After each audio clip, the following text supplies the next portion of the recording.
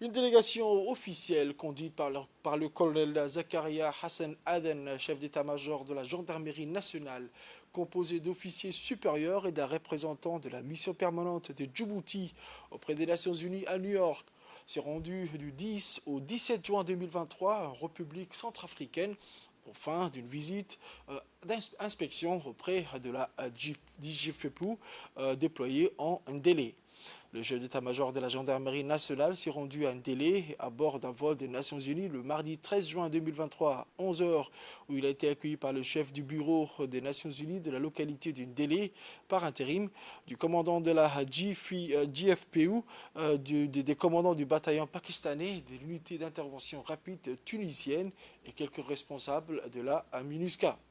De suite, le colonel Zakaria Hassan Aden a été reçu par le chef du bureau qui lui a souhaité la bienvenue et l'a briefé de la situation sécuritaire de la localité.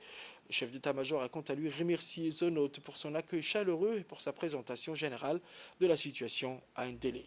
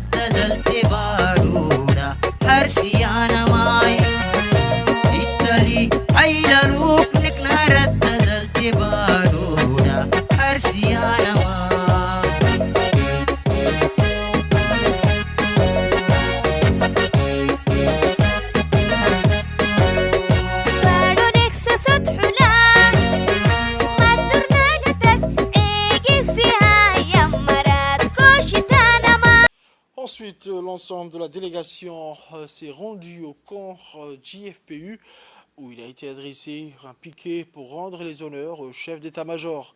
Dans le cadre de la visite inspection, l'autorité militaire a pu échanger au cours d'une réunion avec les officiers et les différents responsables. Le colonel Zakaria Hassan Aden a également accordé un moment pour rencontrer exclusivement les 22 personnels féminins du contingent.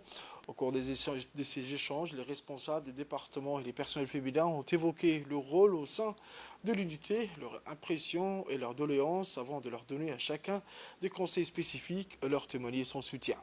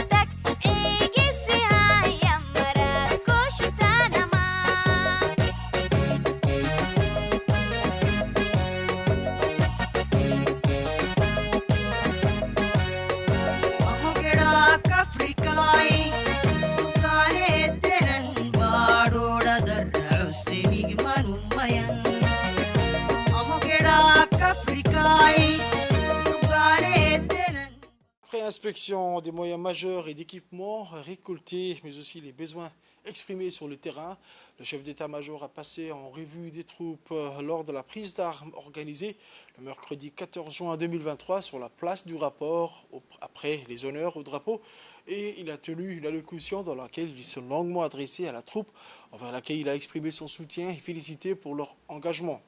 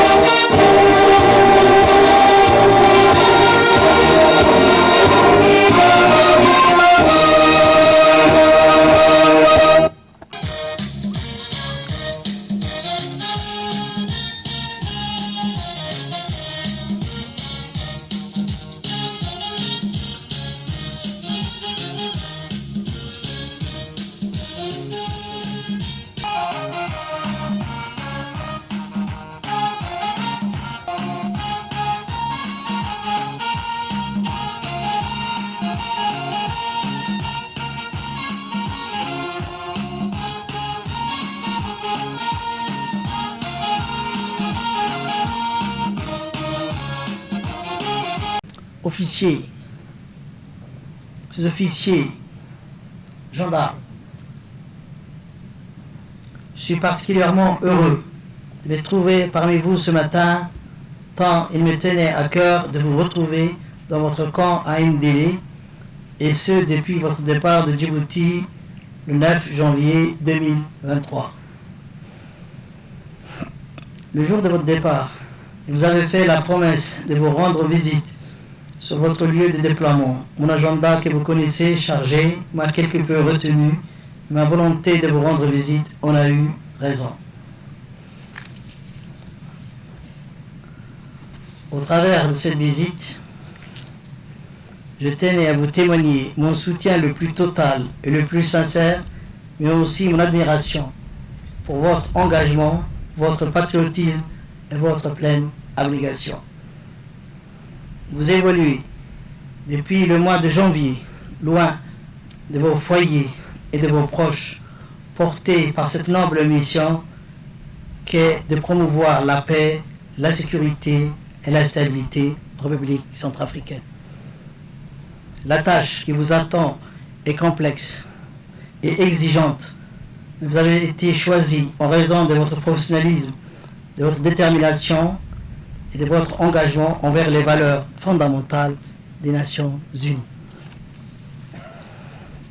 Notre présence sur ce territoire, en tant que force de maintien de la paix, témoigne de l'espoir et de la confiance que la communauté internationale place en vous pour contribuer au rétablissement de la paix et la réconciliation nationale.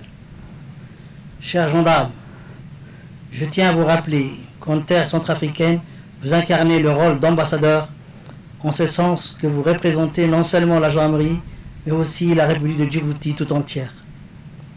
Donc soyez-en fiers et soyez-en dignes. Votre comportement exemplaire, votre impartialité et votre respect des droits de l'homme sont essentiels pour gagner la confiance et le respect des populations locales.